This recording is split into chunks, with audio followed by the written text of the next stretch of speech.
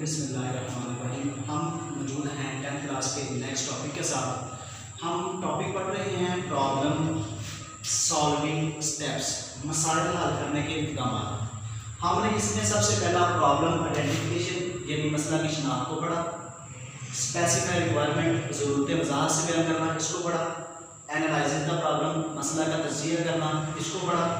उसके बाद design and algorithm and draw a flow chart, algorithm लिखना और फ्लो चार्ट को बनाना, ये हमारा लास्ट टॉपिक था। अब इसमें हम पढ़ चुके हैं दो चीज़ें जो इसके साथ इंटरकनेक्ट है। हम इसमें किसी भी मसला को हल करने के लिए दो चीज़ें देखते हैं जो कि एल्गोरिथम और फ्लो चार्ट है।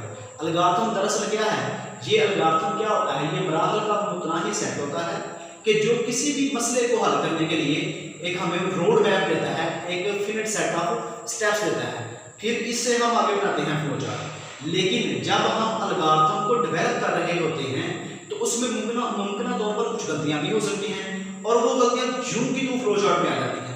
इसी तरह से ये अगला स्टेप है राइटिंग का प्रोग्राम। इसका मतलब होता है प्रोग्राम को लिखना। अगर वो मसला कंप्यूटर पर हल पजीर है यानी कि हल हो सकता है तो उसके लिए नेक्स्ट स्टेप है कि आप उसको प्रोग्राम कोडिंग में तब्दील करें। अब प्रोग्राम कोडिंग में क्या है, इसमें अहम एक चीज है जिसको कहते हैं सिंटैक्स। सिंटैक्स इसका असल मतलब होता है असूल, ज़वाबत, कवायद। अब सिंटैक्स क्या है, सिंटैक्स की अगर मैं वैसे डेफिनेशन करूं या कंप्यूटर की लैंग्वेज में करूं तो किसी भी प्रोग्रामिंग लैंग्वेज में लिखे गए असूल उस प्रोग्रामिंग लैंग्वेज का सिंटैक्स कहलाते हैं।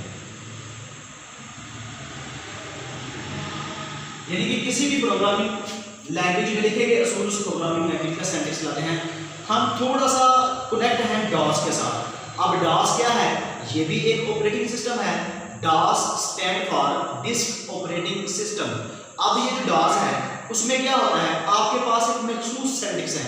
मिसाल के तौर पर अगर फर्ज कर लें मैं लिखता हूँ यहाँ पर आरडी, तो आरडी की जो कमांड है वो रिमूव डायरेक्टरी के लिए इस्तेमाल होती है। तो उसके लिए आपके पास है सिंटैक्स ड्राइव और उसके बाद आपके पास है पाथ, ठीक है, ड्राइव, पाथ और फाइल है, ये आपके पास सिंटैक्स। अब आप इसको फॉलो करेंगे तो आप डिजायर्ड रिजल्ट तक पहुंचेंगे।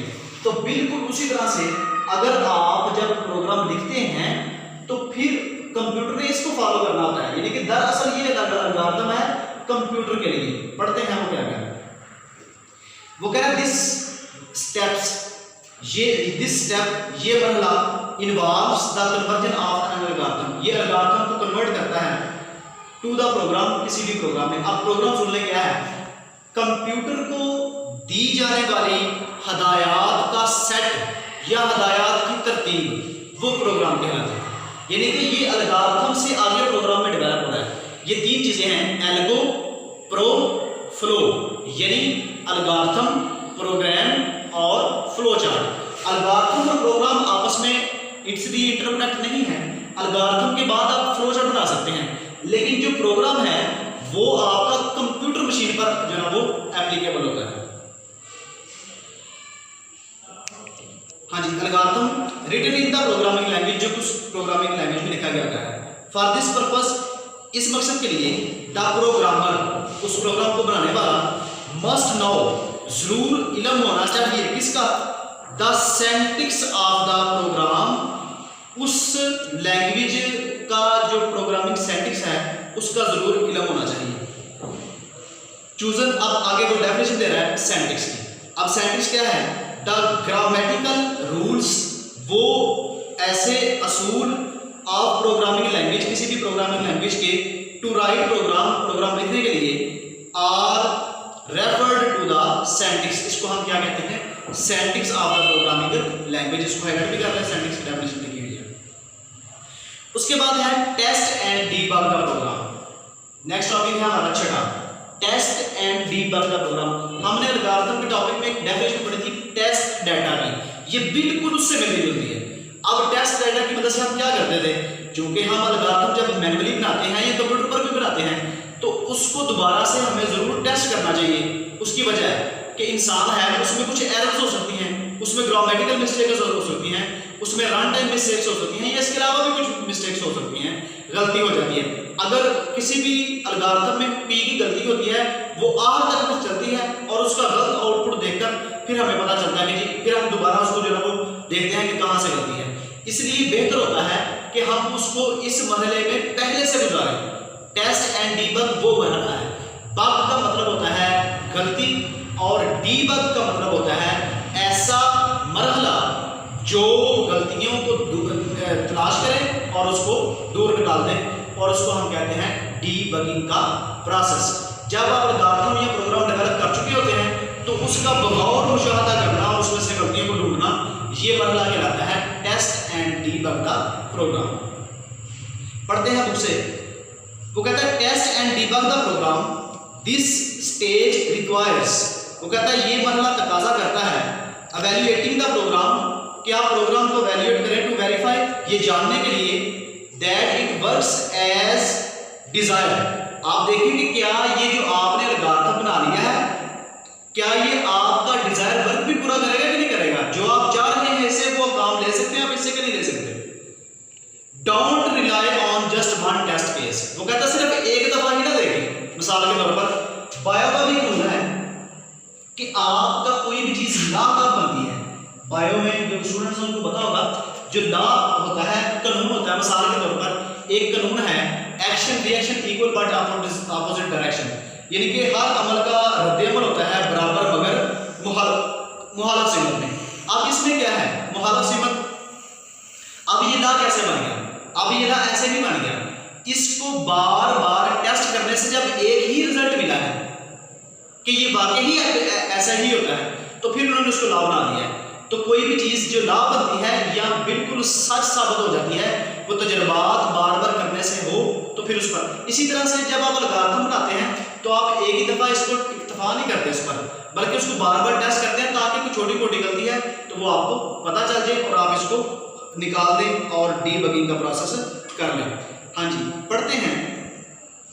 वो कहता है don't rely on just one test case. सिर्फ एक ही टेस्ट केस पर रिलाई ना करें, बल्कि क्या करें, run the program several time using different sets of data. आप हर दफा उसको जो है वो देखें कि क्या आया, ये ठीक है। समटाइम ऐसी वैल्यूज होती हैं जो एक के लिए तो ठीक लेकिन दूसरे के लिए गलत होती हैं। आगे वो कह रहा है making more that it works correctly for every situation provide in an algorithm. और चेक कर लें कि क्या आपने जो अलगारिथम में सिचुएशंस दी गई हैं इसको वो पूरा भी कर रहा है कि नहीं कर रहा। उसके साथ वो कह रहा है if it is not proceeding Dzire result producing Dzire result. अगर वो आपकी ख्वाहिशात के मुताबिक नहीं रिजल्ट देता, नताइज नहीं देता, तो फिर क्या करें, देन एरर्स यानी कि bugs, errors must be pointed. अब देखिए मिसाल के तौर पर मैंने आपको कल एग्जांपल दी थी, जो एक लॉग है हमारा आप प्रश्न करते हैं तो उसके कुछ स्टेप हैं। पहले आप उसको सिंगल अलगारिथम में लिखते हैं, फिर मल्टी अलगारिथम में लिखते हैं, फिर उस आप लॉग लेते हैं आप, फिर उनको प्लस माइनस करते हैं, फिर उसको जो है वो एंटी लॉग लेते हैं, आगे आगे आपका रिजल्ट आता है। अगर इनमें से कोई एक स्टेप भी गलत हो तो आपका आंसर मैच नहीं करेगा।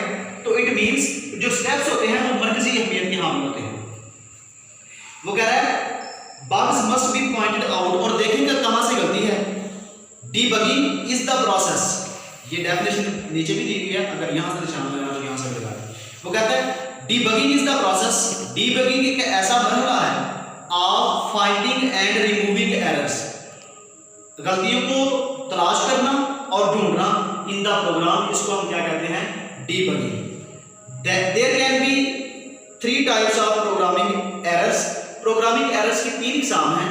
वो कौन कौन सी हैं, syntax error, run time errors और लॉजिकल एरर्स, मंतकी एरर्स भी जिनको कहते हैं। कल हम इंशाल्लाह इन तीनों एरर्स को पढ़ेंगे। कल के लिए आपके पास 2 टॉपिक्स हैं, राइटिंग का प्रोग्राम और टेस्ट एंड डीबग का प्रोग्राम। इसको अच्छे तरीके के साथ आपने तैयार करना है, लिखना भी है और उसको लर्न भी करना है। उमर एजुकेशन एकेडमी के पेज लाइक करें, सब्सक्राइब करें और बेल आइकन को प्रेस करें ताकि जो नई आने वाली वीडियो है वो आप तक पहुँच सके। अस्सलाम वालेकुम व रहमतुल्लाहि व बरकातुहू।